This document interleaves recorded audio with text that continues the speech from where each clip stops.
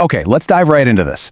If you've ever felt like you're spinning your wheels trying to learn a new language, this is for you. We're going to talk about a way to make vocabulary actually stick, and it might completely change how you think about learning. So, let's be real. Have you ever just sat there for hours staring at a huge list of words? Just trying to cram them into your brain so you can finally watch that show or read that book? And then, after all that work, you get into a conversation and poof, the word is just gone. You know you learned it, it's on the tip of your tongue, but you just can't grab it. It's so frustrating, right? Well, let's flip this around. What if the problem isn't you? It's not about your memory or how hard you're trying. What if the very way we're all taught to learn words is actually the thing holding us back from real fluency? And that brings us to the core of it all, something we can call the exam mindset trap. This is a habit we all picked up back in school, and honestly, it's quietly sabotaging our efforts to really learn a language.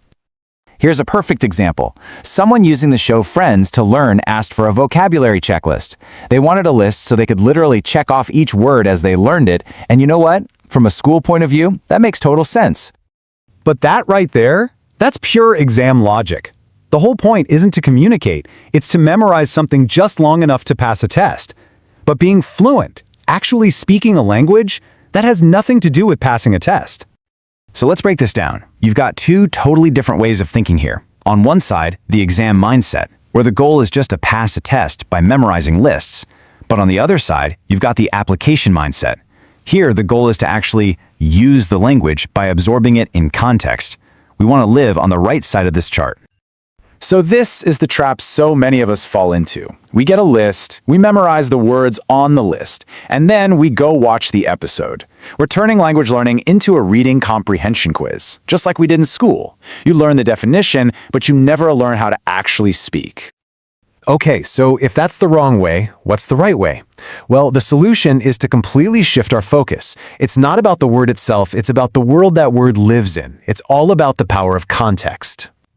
The very first thing we have to do is just completely ditch the idea of a checklist. Seriously, fluency is not built by ticking off boxes. It's built by letting words become a natural part of how you see the world. So, here's the magic idea. Instead of trying to force a word into your brain all at once, what if you just ran into it, naturally?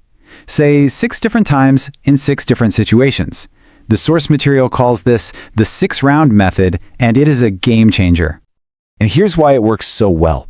Every time you see that word, your brain doesn't just see a definition. It connects it to the scene, to the emotion, to the characters. You're building this rich web of understanding around the word. All of a sudden, a checklist seems kind of pointless, doesn't it? But this whole method is about more than just remembering words better. We're aiming for something much deeper. The real goal here is to learn how to feel the language. And this is so important. We have to stop chasing dictionary definitions. A word is never just its simple translation. It's a whole universe of meaning and nuance. What it's really about is the core feeling of the word. Its essence, the vibe it gives off. What emotion or idea does it instantly spark for a native speaker? That's what we're aiming for.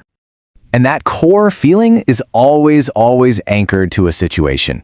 The real magic happens when you finally understand why a native speaker chose that specific word for that specific moment. And that is the skill we're actually trying to build here. Let's call it application ability. It's that gut feeling, that intuitive grasp of how a word feels in a certain scene.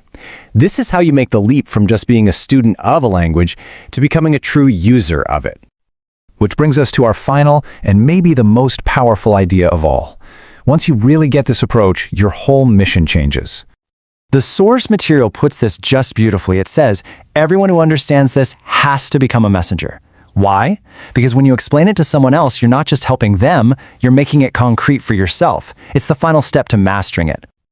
Look, we've all been stuck in that exam mindset for years. It's a really deep hole. So when you find the way out, don't just climb out and walk away. Turn around and help the next person up. So I'll leave you with this question. Are you ready to throw away the checklists, to ditch the exam logic for good?